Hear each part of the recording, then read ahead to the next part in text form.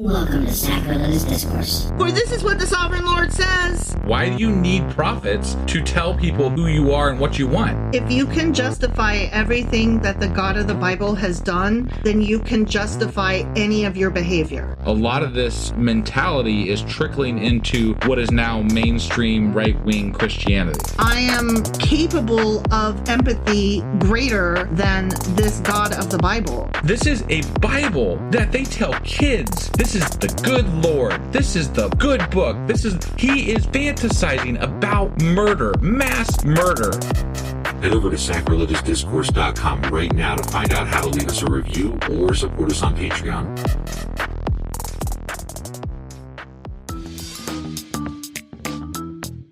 Hey there, sinners and saints. It's your favorite Bible-bashing duo from Sacrilegious Discourse, and we need your help. That's right, folks. We're raising funds for some heavenly equipment and a studio that doesn't sound like it's in the depths of hell. Our current setup, let's just say it's more apocalypse than audiophile. So if you want to hear us dissect the Bible without the background noise of demonic squirrels, chip in a few bucks. We're aiming for $5,000 to upgrade our audio and build a studio worthy of blasphemous banter.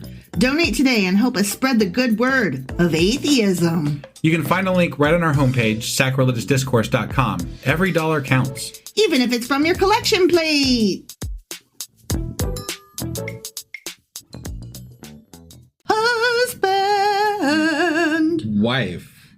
Do you know what the fuck we're doing? Well, we just got done reading 2nd Maccabees chapter 2. Sure as fuck did. Which in that one had we have no idea what happened. Yeah, I'm not really sure, but there was Jeremiah hiding shit in a cave.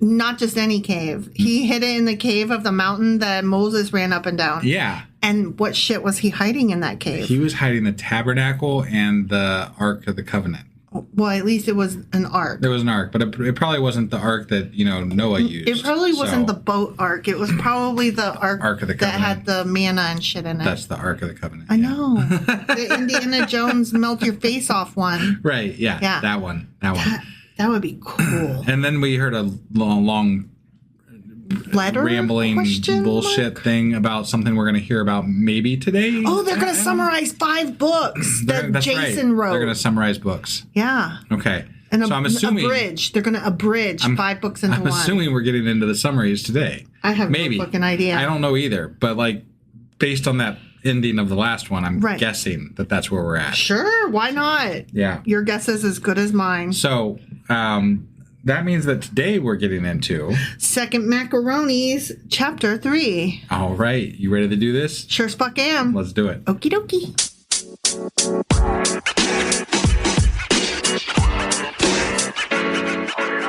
All right. 2nd Macadoodles, chapter 3. Okay. When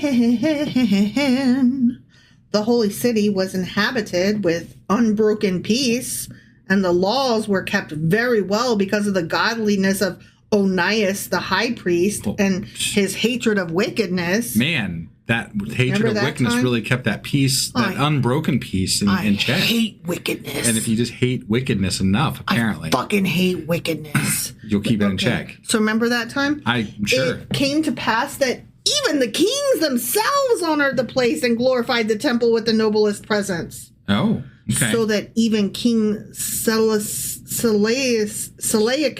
Jesus Christ, so that even King Seleucus of Asia, that's the Seleucid Empire, Greekles. Right. Yeah. So that even King Seleucus of Asia bore all the costs belonging to the services of the sacrifices out of his own revenue. Damn, that was nice of him. It's probably because that God, their God, this God, Yahweh God, he was like the bestest God on the whole God planet. And so he was like, I'll just cover your service costs and stuff. Sure, why not? Because your God's obviously awesome. Yeah. Because you said so. I mean, why not? In this temple, right? And it's badass. I think it's cool that we're talking about Seleucus of Asia, the Greeks. Right. That's kind of cool. But a man named Simon. Simon. Tribe of Benjamin. Simon was good, I thought. Okay. A man named Simon. When you say but, I'm thinking like something's wrong. A man named Simon. Simon says. Of the tribe of Benjamin having been made guardian of the temple, disagreed with the high priest about the ruling of the market in the city. He was not guardian of the galaxy, though. He's not. No, he's not the temple. guardian of the galaxy. No, just the temple. Just the temple. Just the tip. When he couldn't overcome Onias, he went to Apollonius of Tarsus. Okay. Who at that time was governor of Coelesyria and Phoenicia. Colonoscopy? Yes. Okay. And Phoenicia. Yeah. By Phoenicia. That's where they... That was pretty good. You got to admit. That was good. Right? That was good. Right? Yeah. Okay. That was a play on by Phoenicia. Yeah, right. For anybody who didn't know, that's from the movie Friday. Right. And very excellent. Yeah. Yeah. Okay. Anyways, he brought him. He brought him. Yeah. Word how that the treasury in Jerusalem was full of untold sums of money. Man, untold Shit. Sums. Uncountable, as What vast if they as just the told? stars. What if somebody just told? I would tell.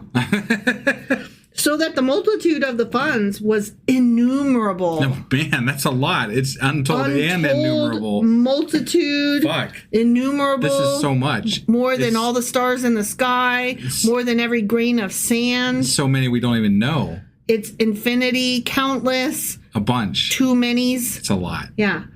And that they didn't pertain to the account of the sacrifices, but that it was possible that those should fall under the king's power. Oh, that sounds like a play on money. He's like, I don't know how much money you have, but it should all be mine. Look, as you said, it was untold, so it sounds like it should be mine. Right, because that's a lot of dollars. Right, yeah. Dinar. Yeah. Yens. Give me all the yens. Give me all your yens. All your dineros too. Rubles. Yeah. Right. Rubles and shit. Yeah. Oh, lira. Yeah. That's Italian dollars. Mm-hmm. Yeah. Euros. Right. Yeah. Okay. When Apollonius, I don't know how to say things. I know.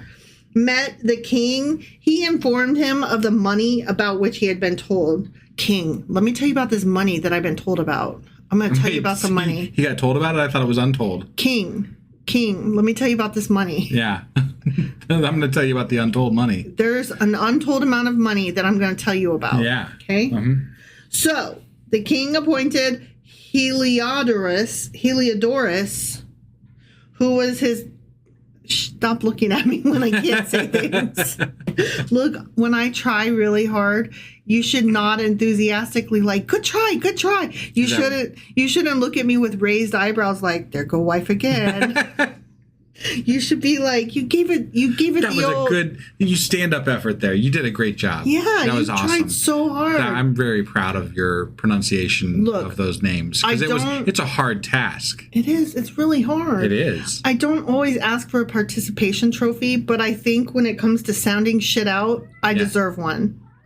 Oh, we were doing our podcast upstairs for the first time in a long time. And our cat agrees. Our cat is apparently a fan. Yeah. She thinks that I should get a participation trophy. We haven't mentioned her in a while because we go down to our basement to do this. So. Oh, Dagny. Anyway, so he's telling the king about all of the untold gold. Yeah. Okay. Yeah. So the king appointed this guy whose name I can't say, Heliodorus. Yeah. Heliodorus, who was his chancellor, and sent him with a command to accomplish the removal of the reported money. So he is like, Helio, here's a bag. Go give me the untold money.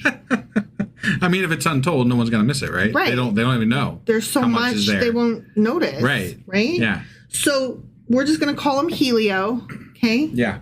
Set out on his journey at once, ostensibly to visit the cities of Coelesyria and Phoenicia, but in fact, to execute the king's purpose. He's like, I'm going to be sleeping on your couch, and your couch, because I just wanted to say, hey, right. And don't ask me what I'm doing during the day when I'm out and about, and don't ask me what's in my bag when I get back. It's untold. Yeah. I can't tell you. I'm just sleeping on your couch. Don't worry about it. Don't worry about it, I said.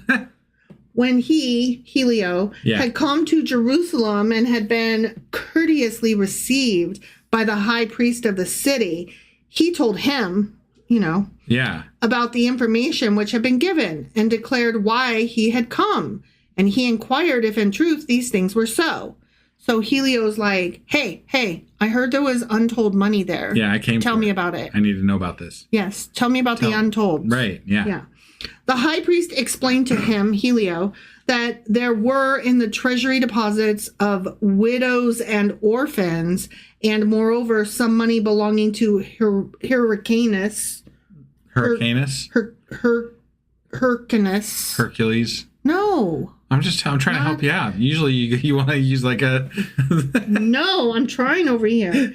Some Good job. money belonging... Good job. Thank you. Yeah, sure. Hyrcanus, the son of Tobias, a man in very high place, not as that impious Simon falsely alleged, and that in all there were 400 talents of silver and 200 of gold. Wait, that's told now. He's telling They told us. Yep. And that it was altogether impossible that wrong should be done to those who had put trust in the holiness of the place and in the majesty and inviolable sanctity of the tower, honored over all the world. I'm so sorry, but you had me at there was money in the treasury deposits of widows and orphans. Yeah. Like, I don't know if you're saying that there are widows and orphans sitting around there and that's part of the money, or if you're saying that the money belongs to the widows and the orphans, or if it's being held in trust for widows and orphans. Like, right. I'm not exactly sure what's happening, but no matter how you spell it out, it doesn't seem like Helios needs to be touching that money. Right. Or hear me out here. The high priest might be making up excuses so that he doesn't take the money. Okay. Because the high priest is like, yo, that's my money. I'm like, I don't want to give up this shit. He's like, it's not for me. It's for the widows. Right, yeah. And the children. Yeah. And we love to protect the children. It's for the children. Oh my God, that reminds me. Okay, I'm so sorry. I have to go off about the news for a minute. Okay, so I accidentally, where I work, sometimes there's TVs tuned to Fox News. Yeah, it's always regrettable. Sorry for you. Yeah, you should be very sorry for me. And when people aren't looking, I change the channel to CNN, or I mute it, or I turn it off. Right. Whatever I feel like I can get away with. Yeah. Anyway, so listen. On Fox News, one of the things that they were saying about all these fucking ice raids that are happening in Minneapolis and other cities now is that, remember all of those migrant children that were lost during the Biden administration? Remember? Wait, what? Yeah. Remember when... Okay. Wasn't it Trump that was separating? Remember when Trump separated families? And kids in cages and all of that? Yeah, that was under Trump, right? Yeah. Well, now Fox is like, remember when that happened under the Biden administration? Well, now we're finding all of the ICE people are finding by attacking all of these migrants. They had the children. We're finding the children that Biden for God's took away. I was like, hold on. I had to immediately leave that room. I was like, I cannot with this bullshit. Fox is just a fucking propaganda machine. I was like, that is absolutely not what fucking happened. Your timeline is stupid. That was totally, it was a caravan, and it was not a caravan. It was this whole Trump administration thing was saying there's caravans of migrants coming in. Look.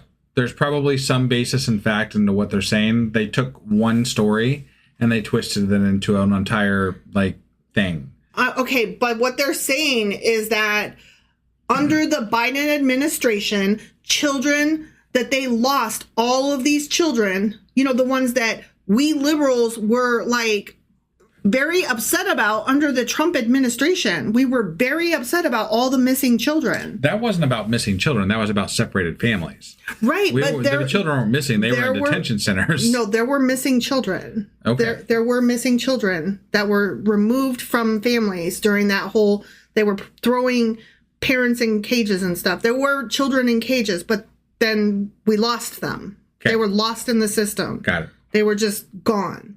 All right. And it, much like the Epstein files, just kind of fell into the news hole, right? And that was all under the Trump administration. And now they're trying to say, remember when Biden did that? And I'm like, I'm sorry. Biden never once talked about caravans of fucking migrants invading our country. What the fuck are you even talking about? He did not have missing children, you fuckers. So anyways, now they're saying, so it's so good that ICE is killing people and punching them in the face and going door to door because they're finding all the missing children that Biden was lost. Well, Trump the other day tried to blame the appointment of Jerome Powell on Biden when it was actually Trump in his first term. So yeah, I love the just rampant. It was always Biden or else Obama, whichever one we can maybe try to tap dance. And sometimes Hillary and sometimes Hunter. Right. Hunter was never in office, but if we can blame him, by God, we will. Right. Everything was always them. And don't try to correct us because we will lie straight to your face and rearrange calendars and time. Right. Because if we say it's about the children, then it's fine because everybody wants to protect. Everybody wants to protect children. I mean, who doesn't want to protect children? We all agree we want to protect children, and that's what this guy's doing. He's like, yeah, the orphans, children, the orphans. Yeah, we gotta. I have to have that goal. Because orphans. Right. Protect the children. Obviously. Yeah.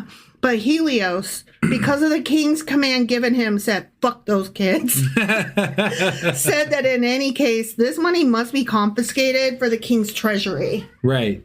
So, having appointed a day, he entered in to direct the inquiry concerning these matters. And there was no small distress throughout the whole city because they're like, but what about the kids? Right. We are the world.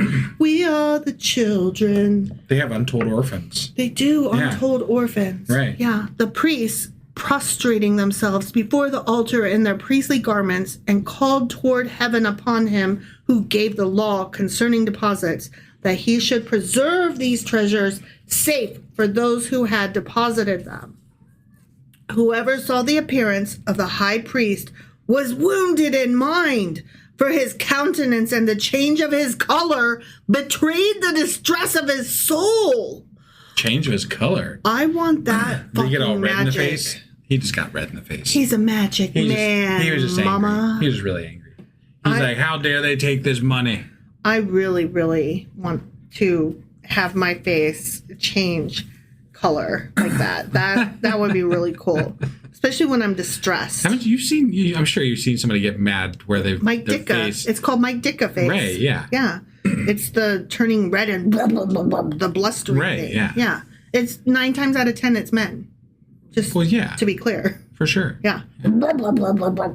It's so close to a bark. It's blustering bullshit that I'm always like, because that's what it sounds like to me.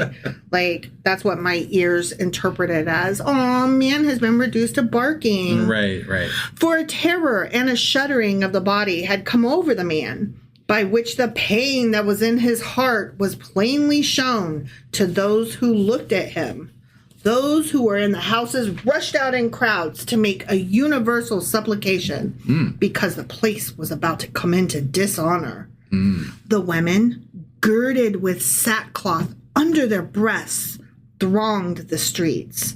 Okay. I'm always girding my shit under my breasts. The virgins who are separate from the women, because... Wait, the virgins who are separate from the women. No, I'm saying the next sentence starts with the virgins. And I'm like, there was women, and then there was virgins. Yeah. Got it. Yeah. The women had girded shit under their breasts. Yeah. Okay. But the virgins who were kept indoors ran together, some to the gates, other to the walls, and some looked out through the windows, all stretching out their hands toward heaven, made their solemn supplication. You know how if you haven't had sex yet and had your hymen and your cherry popped, then you're an innocent little dum-dum face who knows nothing, and you're like, golly, which way do I run, mister? I couldn't tell you. I'm a virgin. I don't know anything. What is 2 + 2? If only a penis could pierce me. If I could just have sex, then I wouldn't be a virgin and I wouldn't be stupid anymore.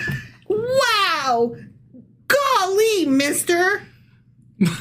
Then it was pitiful to see the multitude prostrating themselves all mixed together, and the anxiety of the high priest in his great distress. So we've got Mike Ditka over here going, woof, woof, woof, woof. And we've got little virgins running around going, oh, golly, I'm so stupid. If only a man would fuck me, I could know which way to run. And women. And then we've got women going, these titties over here. I got shit under my titties. Right. And everybody's running amok. Sounds like quite the scene. Oh, it was crazy, I tell you. Right. Whew. Cats and dogs living together. Mass hysteria. Right. While, therefore, they called upon the Almighty Lord to keep the things entrusted to them safe and secure for those who had entrusted them, Helio went on to execute. That's what had been decreed. He's like... Do you think this would work at tax time if we just called on God? I want to keep the things that were entrusted to me. Like, I'm so sorry, but God said... Right, yeah. This money is mine. It's for the children. Yeah, it was entrusted to me. It's to the children. Yeah, there's orphans and stuff. So don't take it, because there's untold orphans. Untold money, and, untold orphans. How much money did you make last year? Untold. I don't know. Yeah. Look, I never got my W-2 yet. It's untold. I don't know. I don't have a way to track anything like that. Direct deposit has not been invented. I couldn't tell you. Yeah. Yeah. Right. Untold. But when he was already present there with his guards near the treasury, as you do when you want money, you go to the treasury. Yeah. The sovereign of spirits and of all authority, the capital S sovereign of spirits and of all authority, caused a great manifestation. Ooh. Okay. So that all who had presumed to come with him, stricken with dismay at the power of God, fainted in terror. I bet the virgins fainted best. Probably. Oh, golly. It's harder to faint such really well with sackcloth under your tits. Yeah, so, yeah. As I would know, being one who always girds my tits with sackcloth. Sackcloth, yeah, right. For they saw a horse with a frightening rider, adorned with beautiful trappings, and he rushed fiercely and struck at Helio with his forefeet, because God comes on a horse. Wow. Yeah. This is the first. I've never heard of God coming in on a horse. Usually it's like smoke or fire or some shit. Or he came in like a wrecking ball on a horse. It seemed like he who sat on the horse had complete armor of gold. Untold gold. It seemed that way. It was probably fool's gold. Pyrite, yeah. Pyrite. Two others, or just paint. Right, yeah.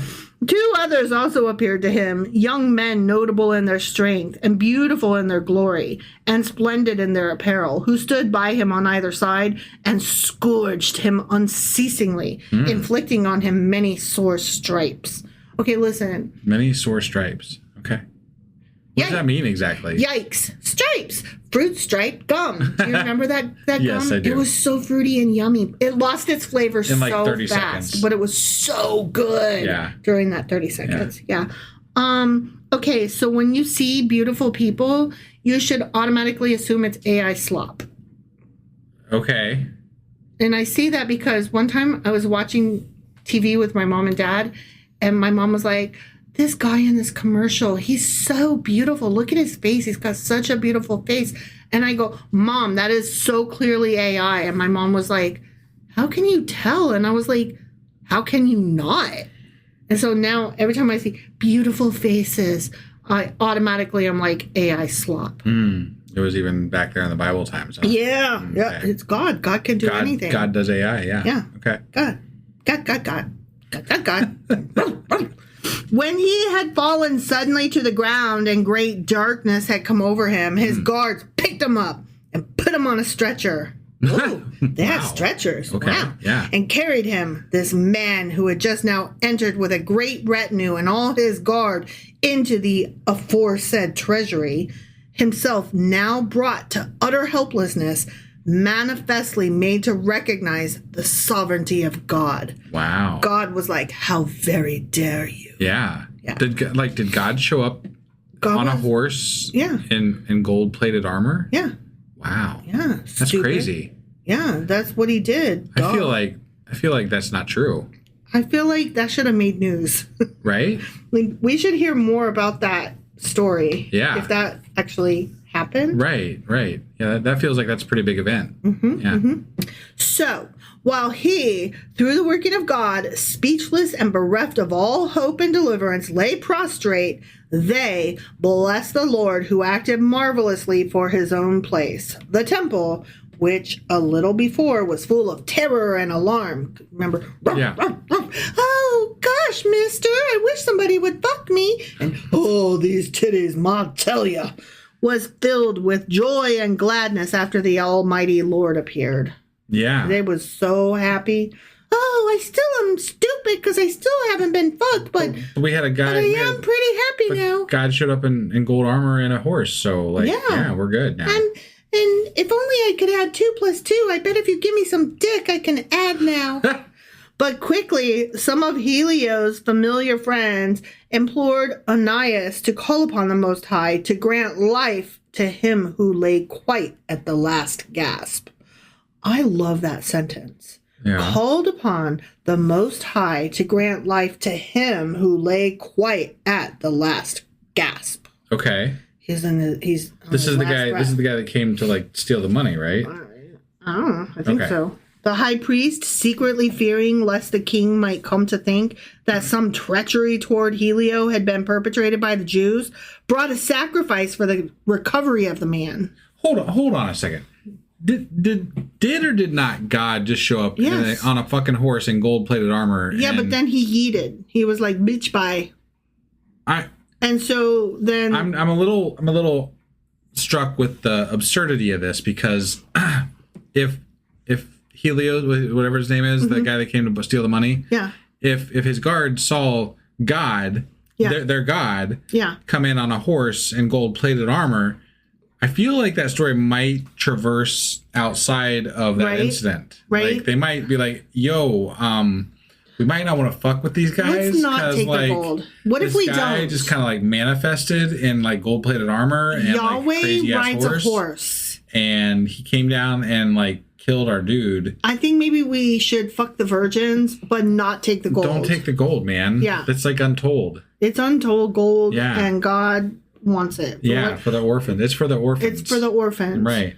But as the high priest was making the atoning sacrifice, the same young men appeared again to Helio, arrayed in the same garments. Okay. They stood and said, "Give Onias the high priest great thanks. For his sake, the Lord has granted you life.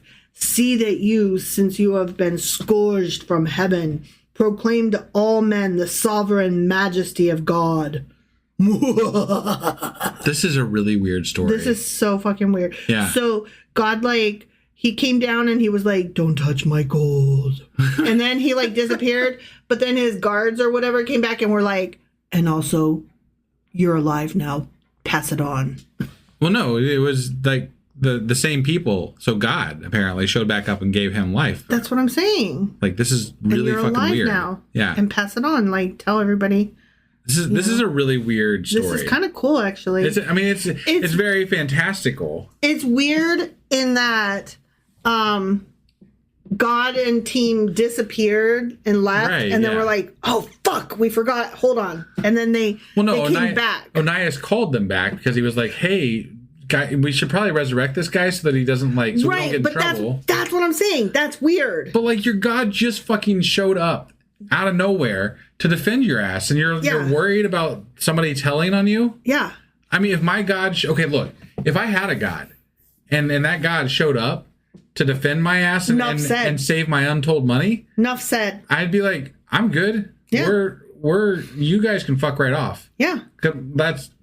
Dude right there, I'm with him. Yep. Yeah. Yep. So I don't feel like... I'm looking at it from God's perspective, though. Like, he's like, "Peace out." And then he's like, he's like backing away. And then he's like, "Hold on, I forgot something." And then he comes back and he's like, "And also you're alive." Right, yeah. And now peace out again. Right, yeah. Like, that's just so fucking weird. It really is.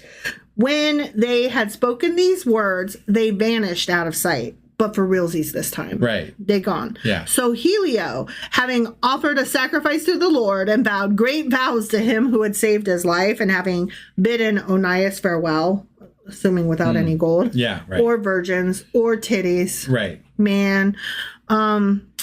Let's see. Great vows, saved his life, bidden him farewell, returned with his army to the king. He testified to all men the works of the greatest God, which he had seen with his own eyes. But he didn't tell the story very well, because this book is literally the only place it's written that we've ever heard of. Right. And this is a really cool story that I feel like should be more than just 2nd Maccabees chapter 3. Well, I mean, this is a retelling of Maccabees, right? Yeah. So, like, literally somebody took the story of Maccabees and went back and was like, hey, let's make this more fantastic. What if we had not just God, but like some really cool magic? Right. And like some Greek legends. Like, how can we make this cooler? Let's make it cool. Yeah. I love magic, and I love my dick-a-face. I feel like God would be a lot more like, you know, there'd be a lot more cool shit if we invented God today. Oh my gosh! Could you even imagine? Things to pull from, like, it could be sci-fi, it could be like fantasy, like there could be all kinds of things. My favorite is when, like, in the movie Star Trek: The Original Motion Picture. Yeah. How V'ger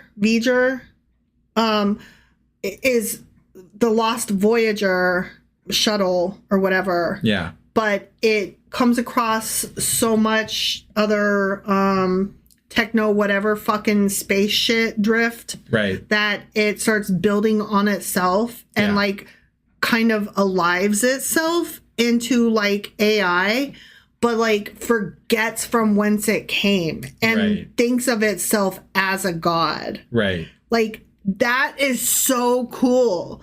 And then it's like, then you get into, what is a god? Like, is a god just somebody who's stronger and has more magical powers than you? Yes. But that's what I'm saying. Like if that entity wants to be referred to as a god, I'm like, yeah, sure, okay, cool. Please don't kill me, etc. Should we bow? Like, what's going on here? Like, you can electrocute me, right? So don't question mark, please. Yeah. It doesn't mean like internally I have to believe it, you know? Like, right. I'm just like, but that's what I'm saying. Like, it gets into the whole question of what does it mean to be quote unquote God? I mean, God has always been what humans don't understand, right? Right. So if we don't understand something, then it has the possibility of being God. Right. It's science we haven't yet explained. Right. It's magic. Yeah. And magic is just unexplained science. Absolutely. I don't know. I love that concept. Like, the philosophy and psychology inside of that question. Like, does God only have to be an all-powerful being? Or does God also have to be atemporal, meaning something that has always existed through all of time? And does God also have to provide an afterlife for us? And does God also have to have created us? Like, does God have to have any combination of those things, all of those things, or just, a couple of those things? Well, like, what does it mean? Well, in that aspect of it, like, I find it interesting because there's literally only one secular group that is considered a religion, and that is the Satanic Temple, I believe, is the only one that's considered a religious group. Mm-hmm. But you have to meet, like, there's literal legal criteria on how to be a religion. Right. And it can't just be, we want to be a religion. You have to, like, have a set value. You have to have values, you have to have a belief and in something. Beliefs. Yeah. And it's like, oh, so you guys literally have laws on how to define a god. Yeah. That's really weird. And then it gets into, like, okay, a god exists, but does a god require worship? And like, what? I don't know. The whole thing is just fascinating to me from an outside of it, looking at it from afar kind of way, not on earth as Christianity is being weaponized in America. Right. No, I mean, religion in general is to me very intriguing. Right. And has been my entire life. Yeah. Which, combined with the fact that it is now being weaponized, is is why I'm so intrigued by this whole concept and this idea. Right. Because it's such a weird concept to just be like, is so arbitrary. You and give weird. yourself up to this unknown, untold being. And it's always about giving yourself to something bigger than yourself. And I'm like, you mean like fucking humanity? Right. Humanity is bigger than myself. Yeah. I'm a person who, like, as a military brat, I was born overseas. I grew up on multiple Air Force bases, some of which don't even exist anymore. I moved around because I was a service member, and then I just moved to a state I'd never lived in before, just to move here, you know? And so I'm like more of just a child of the planet than I am from any one particular country, much less a state in that country. Yeah. And so I forgot where I was going with all of that. But like I literally lost my train of thought. I will say this. So I think that like there are a lot of people, like we refer to people as sheep in many regards, like with regard to religion, with regard to politics. Like there's a lot of people that are followers by nature, by like they want to follow somebody, they want to be led. Mm-hmm. And it's one of those, like there's actually psychology behind it, right? Which to me is also very intriguing as well. I mean, psychology as a whole in general is and you and I have been talking about a lot about, you know, like the bystander effect and the different things like, you know, like things like that, right? Yes. And it's interesting to me how all this culminates into essentially religion, right? This is how we have manifested gods, is that people say there's gods and people are like, yeah, sure, okay, what do we got to do? Okay, let's do it. That's where I was going with it. When I lost my train of thought, I was trying to build up the case for something being like bigger than just myself, like humanity, humankind, the planet, like a child of the planet, as opposed to like allegiance to any country or nation. Yeah. Like you and I don't see that as a, like, there doesn't have to be a god. It can be other things. It can be like, yes, do we need something bigger? Not necessarily, but it helps, right? It helps to have a purpose or a goal or a I don't know, an understanding, a universal understanding, right? I think it does help you develop your morals and your virtues and who you are. But you and I would define that more as like empathy and compassion and fueled by curiosity and an eagerness to learn. Right. So our definition is definitely way different than what religion is. It doesn't require magic. Right. It doesn't require magic. And that's what is almost impossible to describe or explain to someone who is religious, right? Right. They literally will tell you that they would be evil, horrible people if it wasn't for their God. And that is terrifying because I believe them. It's terrifying, but it's not true. They just don't understand that it's not true. Some of them, I believe. Well, no, okay, look. Some of them, yes, you're right. Like, they are terrible people, and they would be terrible people without it, probably. Yeah. And I think that... You know why? Because many of them are evil with religion. That's what I was getting ready to say, too. The same people that would be terrible without it are probably already terrible. Mm-hmm. They just happen to... They use their religion to be terrible. Mm-hmm. That's all. That's what we're dealing with. They weaponize it on a personal level. That's exactly what we're dealing with right now. Yes. So it's not any different. Right. You know, the fact that we, like I said, use empathy and compassion, to me is a more intellectual and easily understood manner of developing the same things that happen through religion, because you can actually pinpoint the reasons why you're doing it, and you can speak to them on a interpersonal and global and whatever. Mm-hmm. You can speak to these things and say, this is why I'm doing it, not just like magic. Right. You know? Right. Exactly. I'm doing this because I believe that this person should have equal rights. I'm doing this because I believe that this person should be treated better than that. I'm doing this because whatever, you know? Right. You have reasons that are able to be spoken because you understand the reasons for your compassion and empathy. Mm-hmm. You don't rely on somebody else to tell you what your reasons for compassion and empathy are. Right. So that to me is the biggest difference. You have taken that step to become your own individual and build your own moral code based on your own compassion and empathy. Right. That's all. I'm good for goodness sake. That's Whoa. right. Yeah. Yeah. So, Santa loves me. That's all. My wife is on the good list. I am. She is. I am on the good list. That doesn't mean I'm not naughty, but I'm not evil. Yeah. I might be naughty, but I'm never evil. I mean, depends if you're asking a Christian or not. Look, I only eat one Christians. baby per month, and I never enjoy lies. it. It's all lies. I never enjoy it. Right. Yeah. Okay. Mm-hmm. All right. We're closing down this chapter. Are you ready? I'm ready. When the king asked Helio what sort of man was fit to be sent yet once again to Jerusalem, he said, "If you have any enemy or conspirator against the state, send him there, and you will receive him back well scourged, for even if he even escapes with his life, because truly there is some power of God in that place. For he who has his dwelling in heaven himself has his eyes on that place and helps it. Those who come to hurt it, he strikes and destroys." I find it interesting that whoever wrote this, from the perspective of the Israelites, knew what Helios said. Is it Helios? Whatever. It's Heliodorus. Heliodorus. Or Heliodorus. Heliodorus. Sure. Okay. That's why I've been calling him Helio. That they knew what he said to the king when he went back about this. Yep. And I call bullshit. Oh, I also am calling bullshit. Yeah. Yeah. Yeah. This was a history of Heliodorus and the keeping of the treasury, the end. Okay. So God kept that money good. He kept that money tight. He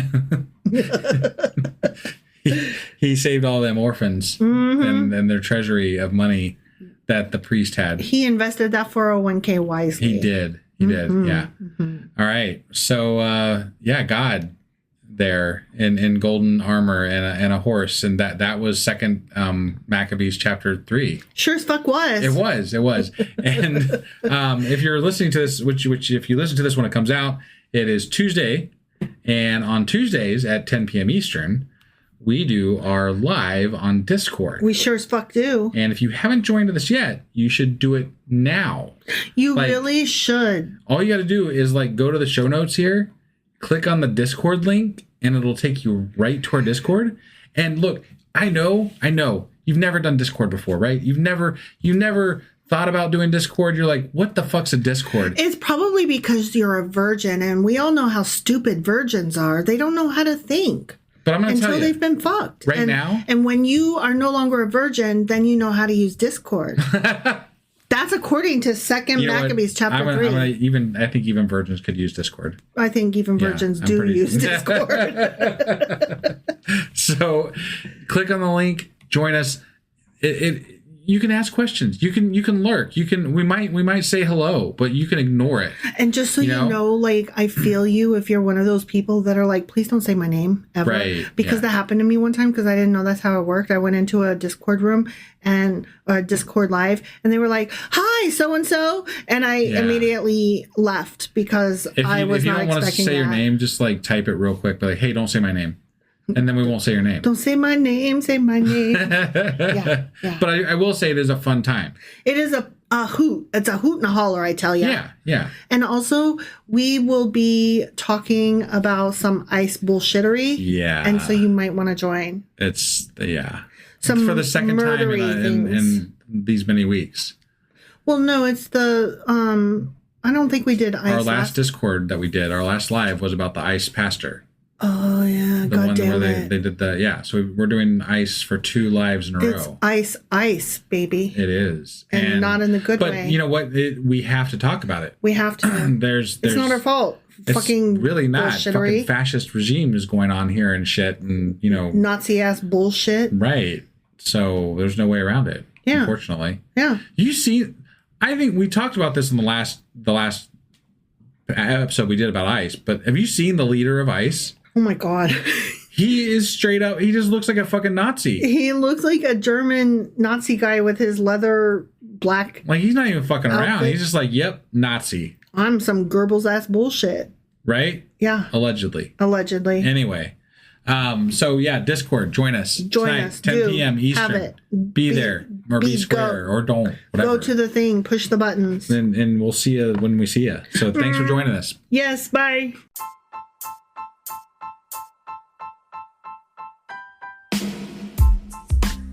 Hey, wife, I guess that's the end?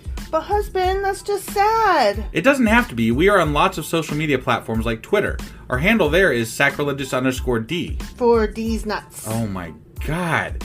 Stop doing that. Anyway, we're also on Facebook, Instagram, and Pinterest. There's a link to all of our social media sites at our website. Ooh, we have a website? Yeah, it's sacrilegiousdiscourse.com, where you can also find a link to our merch shop. We have a merch shop? Yep, we have podcast-themed clothing, mugs, notebooks, and more, as well as an atheist and science-themed products. Wow, our fans should really go check that out right now. Definitely. They can get in touch with us by sending an email to sacrilegiousdiscourse@gmail.com. But before they do that, we could really use some help. Oh yeah? With what? Well, it's not free running the podcast, and we need some financial support in order to get better equipment, which will free up time so we can concentrate on our podcast and our fans. Okay, so what should they do? Head over to patreon.com/sacrilegious discourse and sign up as a contributor on our podcast. Supporters there receive additional bi-weekly episodes that we record just for our Patreon members for as little as $2 a month. Also, we'd really appreciate it if you would like and subscribe on whatever platform you're using. And Apple Podcast reviews help us out tremendously. Like and subscribe. Leave an Apple review. Join us on Twitter. Support us on Patreon. That's a lot of instructions. Don't forget to say thanks. Thanks. Okay, bye.